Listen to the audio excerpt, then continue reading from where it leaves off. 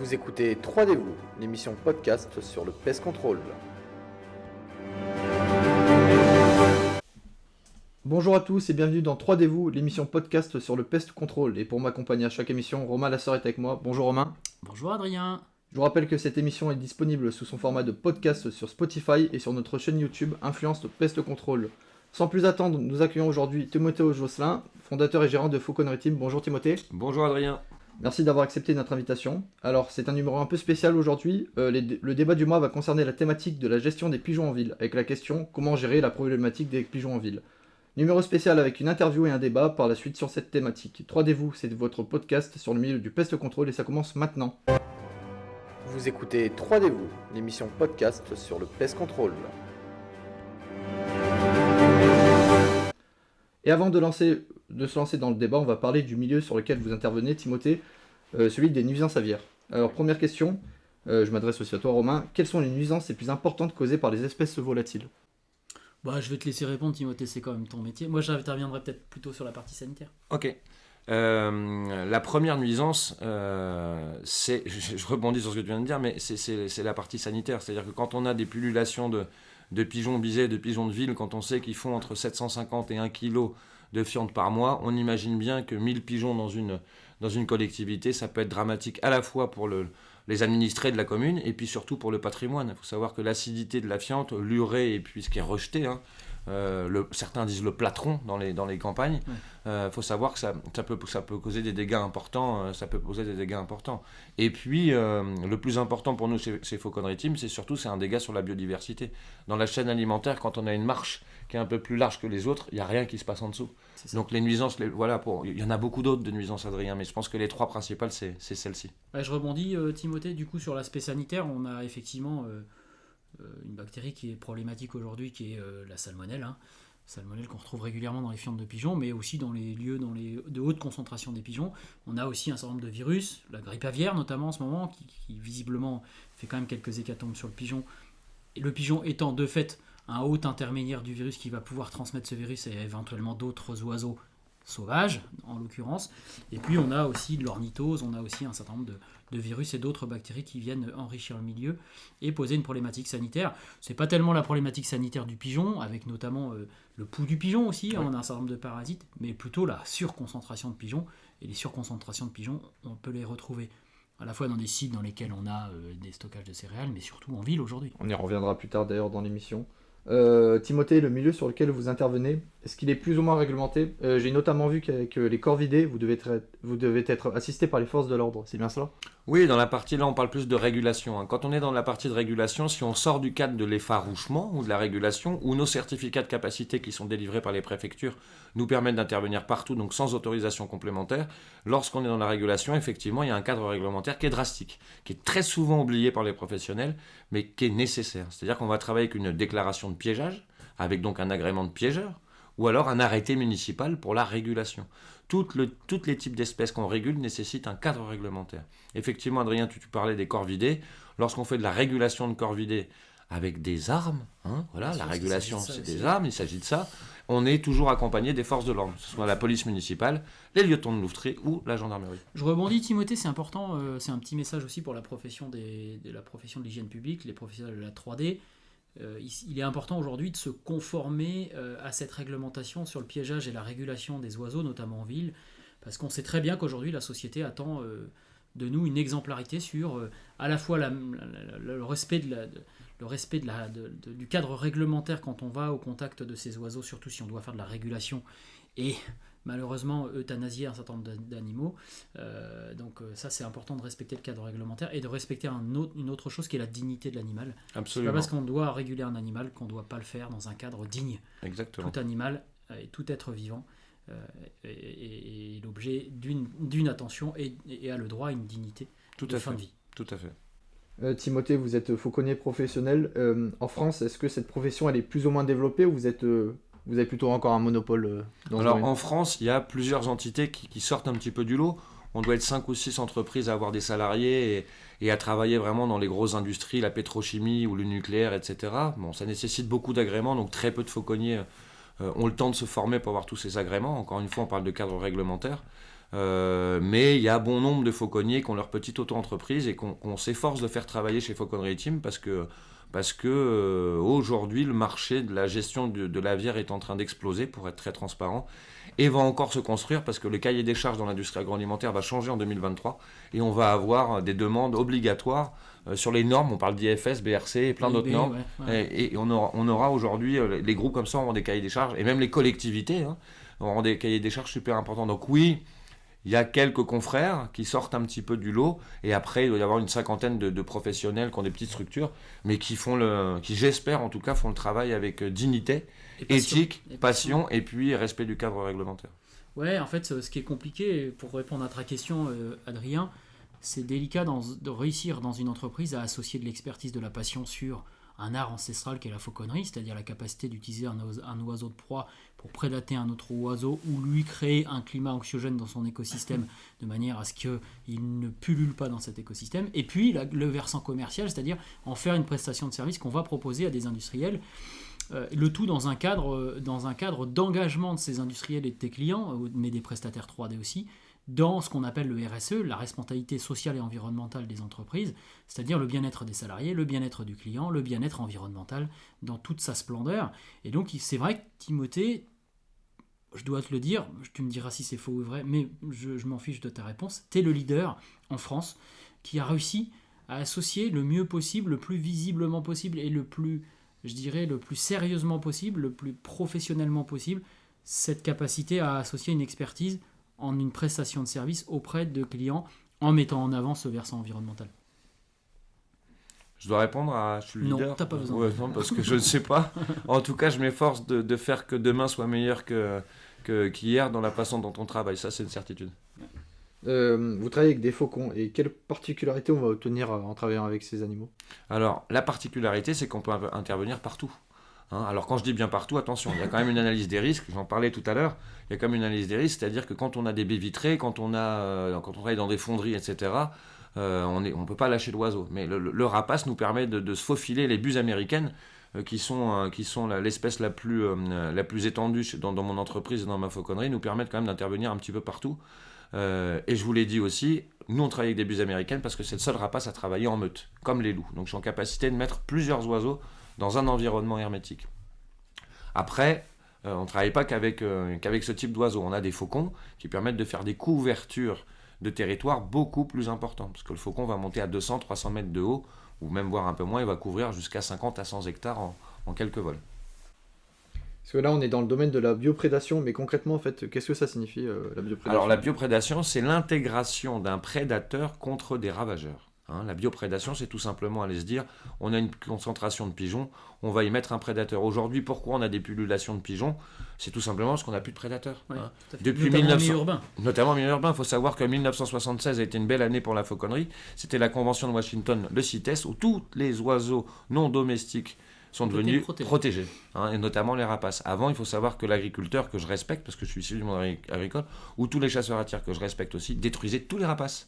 Donc on avait dans les villes des concentrations de faucons pèlerins importantes, et d'éperviers, et de faucons cresserelles beaucoup plus importantes que maintenant. Donc on avait moins de concentration de... Et puis peut-être une idée, une image aussi un petit peu plus juste de ce qu'est le vivant en ville. Aujourd'hui, on a l'impression que pour se faire plaisir, et pour faire plaisir à une frange de la population... On tente à vouloir protéger toutes les espèces en milieu urbain, qui est globalement une ineptie, puisque protéger complète. Des espèces envahissantes en ville, c'est clairement handicaper la biodiversité, parce que ces espèces envahissantes vont justement prendre le dessus sur les autres espèces dans l'écosystème. Laisser pulluler des pigeons en ville, laisser pulluler des ragondins en ville, laisser pulluler du rat en ville, c'est œuvrer contre la biodiversité. C'est exactement ça, et on s'efforce de sensibiliser chez Fauconnerie Team, et au travers du partenariat qu'on a avec Romain, de sensibiliser à la fois les collectivités et les acteurs industriels ou acteurs économiques, justement, de dire stop. Il faut arrêter cette protection, c'est une ineptie de se dire qu'on va protéger ces espèces-là. Elles n'ont absolument rien à faire dans nos villes. En tout cas, pas en surnombre. Mais voilà, pas en surnombre. Tout être vivant a son rôle, ou de nettoyeur, etc. Mais pas comme ça, pas en pullulation. On va arriver maintenant à la partie chaude de l'émission, le débat. Donc je rappelle notre invité Timothée Josselin, et je vais m'adresser à vous, chers auditeurs. Si vous souhaitez réagir aux propos qui seront énoncés, n'hésitez pas, il y a nos réseaux sociaux YouTube, LinkedIn ou encore Facebook, pour que nous puissions revenir sur votre message. Pour ce numéro, le débat va tourner autour de la thématique de la gestion des pigeons en ville. Déjà, première question, comment expliquer que dans certaines villes, les pigeons sont autant présents? Il n'y a pas de courage politique. Première chose, et je pense qu'il y a de l'incivilité, Romain. La première Il y a de la chose bouffe de partout. présence, c'est le nourrisseur.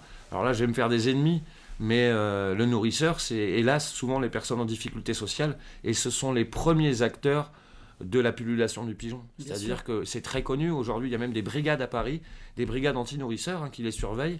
Aujourd'hui, leur mettre une amende, c'est compliqué. Les sensibiliser, c'est possible. Et la toute première raison des pullulations de pigeons, c'est le nourrisseur, l'incivilité et la mauvaise sanitation, la mauvaise gestion des déchets. C'est la la première même chose. cause. C'est à Exactement cause la de même nous. chose que pour les rongeurs, c'est qu'à partir du moment, c'est un effet puits-source, ça sert à rien de s'attaquer aux rongeurs ou aux pigeons si on s'attaque pas à la cause. La cause étant une hyper-disponibilité alimentaire en milieu urbain, y compris avec des gens qui se font plaisir, qui socialement sont seuls, donc trouvent une interaction dérivante à l'animal en allant nourrir des animaux tous les jours de manière excessive, et en nourrissant certains animaux, on nourrit toute la chaîne alimentaire, les rats, les pigeons et autres. Donc c'est vrai que le premier point, c'est la disponibilité alimentaire qui va favoriser la pullulation de pigeons.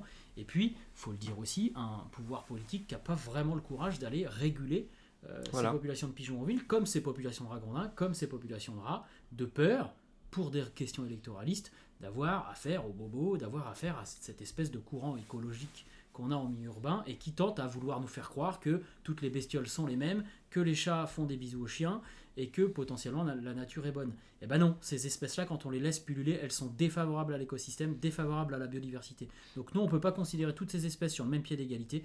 Les espèces envahissantes, il faut savoir les réguler pour, dans un premier temps, laisser de la place aux autres. Et ça commence par la salubrité publique et la gestion des ordures ménagères.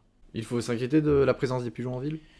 Je pense que oui, enfin sur le plan sanitaire, c'est pas la présence, c'est le trop grand nombre de pigeons en ville. On n'arrive pas à chiffrer le coût à la sécurité sociale des gens qui se cassent une jambe, sauf que ça existe. On n'arrive pas à chiffrer le coût à la sécurité sociale des virus et des bactéries pathogènes qui sont dans les fientes de pigeons qui contaminent les gens parce que c'est indirect. Et ces gens-là, s'ils se font hospitaliser, on ne va pas incomber ça aux pigeons. On n'arrive pas à chiffrer le coût de réfection des bâtiments. Coût économique qui est On parlait de hallucinant. 40 millions d'euros par an à Venise sur les bâtiments qui sont l'objet d'acidification par les fientes de pigeons. Mais effectivement, aujourd'hui, les impacts sont nombreux. Mais comme ils sont indirects, on a du mal à les chiffrer. Mais oui, aujourd'hui, la surpopulation de pigeons pose des problèmes en ville, c'est clair. Oui, économiquement, je rebondis là-dessus. Économiquement, pour avoir quelques études avec quelques petites villes, rien que nettoyer des chéneaux par une nacelle dans les églises, etc., c'est 15 000 euros. Ils le font tous les ans.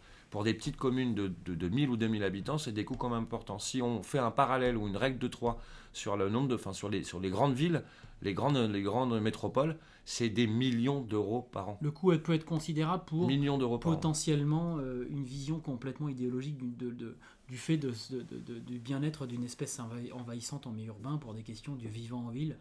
C'est complètement déviant, c'est vraiment une vision de la ville. Parce que concrètement, quelles solutions peuvent être envisagées pour venir à bout de ces nuisibles? C'est avoir le courage de gérer la disponibilité alimentaire par une meilleure rotation sur les ordures ménagères, et puis la sanction, ou dans tous les cas l'information des nourrisseurs, pour faire en sorte que ces incivilités publiques elles cessent. Et puis ensuite une régulation assumée des populations de pigeons en milieu urbain, alors avec différents outils dont Timothée va nous parler dans un instant, mais l'assumer. Alors oui, c'est possible. Nous, aujourd'hui, on a la chance de travailler avec des collectivités sur des programmes de 3 ans, ce qu'on appelle, nous, les contrats triannuels, où de façon très stratégique, avec l'utilisation du drone notamment, des repérages, etc., on va faire ce qu'on appelle des pigeonniers de capture non létale. Alors, on ne fait pas du tout le pigeonnier contraceptif qui a été, je crois, et je vais encore me faire des ennemis, très mal vendu, parce qu'une mauvaise gestion de suivi des pigeonniers, où le concept c'était de mettre des cases à pigeons, d'aller secouer les œufs, etc., ça n'a jamais marché, ça ne marchera jamais. Aujourd'hui, ce qu'il faut sur les pullulations de pigeons, c'est installer des solutions de capture non létale. Je m'explique. Sur une ville, on va prendre une ville qui est proche de chez moi, par exemple Chalon-sur-Saône, une ville de Chalon-sur-Saône où la population est estimée à 5000 pigeons, on va les installer de façon hélicoïdale, c'est-à-dire qu'on va partir du centre ou de l'extérieur pour revenir sur le centre, donc, ou du centre vers l'extérieur ou des extérieurs vers le centre. On va installer des pigeonniers de capture où le concept c'est d'aller proposer un hôtel haut de gamme aux pigeons où il va rentrer, il aura des toits, il aura des perchoirs, on peut lui mettre des cases, beaucoup d'alimentation, et on va aller relever en fait le pigeonnier très régulièrement, hein, tous les 2 jours si nécessaire, chaque semaine, etc. Donc on commence toujours par ça. Après, il y a une grosse sensibilisation à faire, et je le fais énormément dans chaque ville où j'interviens, au travers des réunions publiques. C'est-à-dire que la collectivité a la volonté d'aller travailler sur le traitement du volatile, et on va réunir les administrés en leur disant, voilà, soyez sensibles à ce que vos greniers, à ce que vos granges, à ce que vos préaux soient protégés d'une sédentarisation, d'une nidification. Donc l'étape de régulation, l'étape de protection de l'environnement pour limiter la reproduction en fait, du pigeon, une meilleure sanitation, hein, Romain, des insalubrités, Romain vient d'en parler, et puis après on peut parler de réimplantation de prédateurs dans les villes. On a un beau programme, la nature dans la structure, on le fait dans l'industrie, mais on le fait aussi dans les collectivités. Ou Et sur ça les se fait clochers. beaucoup dans les collectivités. Et oui, de plus en plus. Et je remercie toutes ces associations qui m'aiment pas beaucoup, mais moi je les apprécie beaucoup, parce qu'ils ont tous ces programmes d'implantation du faucon pèlerin notamment, dans les villes. Qui est un vrai prédateur. Qui est un vrai prédateur, et même du faucon cresserelle. Il faut savoir que le faucon cresserelle, pendant 28 semaines après l'allongement des fauconneaux, il va apprendre à chasser à ses petits jeunes, et ils vont attraper du pigeon. Donc c'est possible de le faire. Donc c'est par étapes. On parle de régulation, de fermer les points d'intrusion sur la reproduction, d'avoir une meilleure sanitation, et puis après d'installer en fait de la prédation. D'installer durablement. Donc oui, c'est complètement possible. Ça a des coûts importants, ça nécessite des années de travaux. Hein. Nous, on préconise ça sur 3 ans pour les grandes villes, mais les résultats, ils sont là. On arrive à avoir des populations. Et puis c'est dans le sens de l'histoire, quoi. Et puis il reste des pigeons pour les parcs, au jardin pour les enfants. On sait très bien, on a tous vu cette image de la petite tête blonde qui court après le pigeon. On est en capacité de se dire, on peut laisser quelques pigeons comme ça. On ne parle pas d'extermination, on parle de maîtrise. Ce qui pose problème, c'est son surnombre. Voilà. Donc oui, c'est possible. Et Romain, à Lyon, en termes d'un point de vue local, quelles politiques sont prises sur cette question ? Historiquement, la politique était une politique un peu de sous-marin. C'était effectivement d'utiliser le piégeage des pigeons et l'euthanasie, puisqu'il s'agit de ça. Hein. On a du mal aujourd'hui, dans notre société, plus globalement, à parler de la mort. Mais on en parlera juste après. L'euthanasie, il s'agit de ça. Je dois dire que ces dernières années, je n'ai pas tellement suivi la politique de gestion des pigeons en milieu urbain, mais comme toutes ces grandes métropoles dans lesquelles on a tendance à avoir, je dirais, une boboisation de la pensée unique et de l'idéologie de il faut protéger toutes les bestioles en ville, le pigeon à Lyon ne sort pas de la définition, et donc on a des populations croissantes de pigeons en ville, à Lyon, comme de rongeurs, comme à Paris. J'ai pu le constater il y a encore quelques jours. Donc oui, quand on sortira de cette idéologie de la protection animale urbaine, on pourra mettre des vrais programmes en place, et pas simplement avoir l'impression de se faire du bien en attaquant les arrêtés de classement des nuisibles des espèces, hein, puisque c'est le cas aujourd'hui, mais d'avoir un vrai programme de terrain, d'une part de régulation de ces espèces assumées, une meilleure gestion de la disponibilité alimentaire en ville, ça c'est sûr, et puis de réimplantation de prédateurs naturels en milieu urbain de manière durable. Mais qui décide d'agir sur cette question ? Agir sur cette question, c'est avant tout une volonté politique, puisqu'on sait très bien que dans notre pays, tout découle de la politique, tout n'est pas administratif. Hein, il faut une décision politique qui devient une décision administrative, qui devient ensuite un texte réglementaire, et qui devient opposable au tiers, et donc utilisable par les prestataires de la 3D, mais aussi par des entreprises comme Timothée. Donc aujourd'hui, si on a vraiment besoin d'une volonté politique et d'un courage politique en milieu urbain, qui ne sache pas simplement se ranger derrière une idéologie minoritaire de « je veux protéger les animaux et je veux du vivant en ville et de la biodiversité », mais qui assume le fait que pour maximiser la biodiversité en milieu urbain, eh bien, il faut réguler les espèces envahissantes dont le pigeon fait partie. Et donc là, il y a une question qui se pose, c'est celle de l'éthique. Est-ce que abattre des pigeons, c'est bien vu ? Alors abattre, c'est pas forcément le bon terme. Abattre, on parle d'euthanasie. Et on parle d'euthanasie douce. La réglementation, jusqu'à quelques années, c'était le caisson. Je trouve ça odieux parce qu'en fait on mettait les pigeons, c'est un petit peu dur ce que je vais dire, mais on mettait les pigeons dans des caissons, et puis en 1 minute ils étaient morts. Aujourd'hui, nous on est très proche des DPP, des DDT, ils nous autorisent à utiliser la décervicalisation. Hein. Oui. C'est ce qu'ils utilisent quand ils font des autopsies, et la mise à mort elle dure 15 secondes. Le caisson c'était 1 minute 30. Ce que dit la loi dans le piégeage et dans l'euthanasie, parce que c'est le terme, c'est moins d'1 minute. La mise à mort doit durer 1 minute. Alors est-ce que c'est bien vu? Non, ce n'est pas bien vu. Les associations de défense nous attaquent toujours sur ce point-là. Sauf que la réglementation de la direction départementale de la protection des populations, ou alors la préfecture, dans le piégeage, donc l'euthanasie, autorise l'euthanasie, mais il faut que la mise à mort dure moins d'1 minute. Donc on a mis en place le même stratège et exactement le même mode opératoire que les laboratoires qui font en fait des études sur les pigeons pour regarder ce qui se passe. Donc on dévertèbre ou dévertèbre ou déverse, je ne sais pas comment on dit. Et l'animal meurt quasi immédiatement. Instantanément, ça dure 15 secondes, ça dure vraiment 15 secondes, hyperconscience, ça dure 15 secondes. Et c'est ce qu'aujourd'hui nos instances utilisent. Donc c'est quand même, éthiquement, c'est très difficile. Pour parler de nous, il faut savoir que chez Fauconnerie Team, on a la chance d'avoir une grosse fauconnerie, donc une partie des pigeons part dans le circuit alimentaire aussi, nos rapaces. Donc ça passe, hyper intéressant. et ça passe beaucoup mieux par rapport à certains groupes ou que certaines collectivités. Et après, il faut être très clair qu'il y a aussi un programme de biosécurité, ça part en congélation, puis après il y a les carissages. Alors, mais c'est difficile de présenter ça. Est-ce que c'est éthique ? Oui, ça me semble éthique. Est-ce que c'est bien ? Ça, c'est une question subjective. C'est bien aux yeux de qui ? À mes yeux, c'est effectivement bien de réguler les pigeons en milieu urbain par des techniques qui respectent la dignité de l'animal. Ça, est-ce que c'est bien ? Oui. Est-ce que c'est bien aux yeux des amis des animaux de milieu urbain ? Non, probablement pas, mais je ne sais pas ce qui va les satisfaire, ces gens-là, si ce n'est de laisser l'animal en vie. Mais ce qui n'est pas une solution, puisqu'on sait très bien que le laisser en vie, c'est occulter la place que cet animal ne va pas laisser à un autre animal en ville, qui va du coup participer à la biodiversité. Je vais vous parler d'une petite anecdote qui me revient. On a un programme aujourd'hui pour, je peux les citer, je pense, France Agrimaire, qui est ni plus loin le ministère de l'Agriculture, oui. France Agrimaire, oui. Et on est sur Montreuil. Et une association de Montreuil nous a demandé de ramener les pigeons qu'on capturait pour qu'il y ait une fin de vie adaptée. Donc on a aussi ces possibilités-là. Mais sur le volume de pigeons en France, qui représente à peu près 50 millions, 60 millions d'individus, contrairement à ce que certaines associations disent, c'est difficile d'avoir cette gestion-là. Mais il y a quand même des associations qui se disent, voilà, on accepte le piégeage, on évite l'euthanasie. On a là, en ce moment, ces jours-ci, justement, un programme avec une association où mes opérateurs vont aller, après la récolte, donner les pigeons à cette association-là. S'il y avait plus d'associations comme ça, pourquoi pas ? Bien sûr. On pourrait réduire, si tu veux, le côté non éthique, je dirais, de l'euthanasie. Rendre plus acceptable. Voilà. Okay. Et est-ce que réaliser des effarouchements publics, c'est possible ? Alors, c'est bien que tu en parles, Adrien. Réaliser des effarouchements en public, il faudrait un certificat de capacité de présentation publique. Somme toute. Nous, ce qu'on fait dans chaque collectivité, avec Romain, on le fait tout à l'heure, on fait de la sensibilisation. Ouais. C'est-à-dire qu'avant, pour que nos oiseaux prennent l'environnement du milieu dans lequel ils vont intervenir, on va les mettre dans une aire de jardinage très sécurisée. Là, tu vois, sur Beaune, on a des barrières Vauban depuis 3 jours. Et on présente les oiseaux qui sont à la tâche. On ne les fait pas voler. Parce que pour ça, ça serait notre prestation, ça serait de la présentation publique, qui a un autre certificat de capacité. Nous, on a un certificat de capacité de détention, d'élevage et d'effarouchement. Mais oui, on le fait, je dirais, dans le côté sensibilisation. C'est-à-dire qu'on va expliquer aux administrés, aux commerçants de la ville, ce qu'on fait. Et c'est ce qu'on est en train de faire depuis 3 jours là sur Beaune, où on repart tout à l'heure, après ce podcast, on repart tout à l'heure en mission contre les étourneaux. Mais effectivement, on dissocie la présentation des animaux de faire participer les gens à l'acte de travail de l'animal, parce que c'est 2 phases complètement différentes. Donc l'effarouchement sur la voie publique, oui.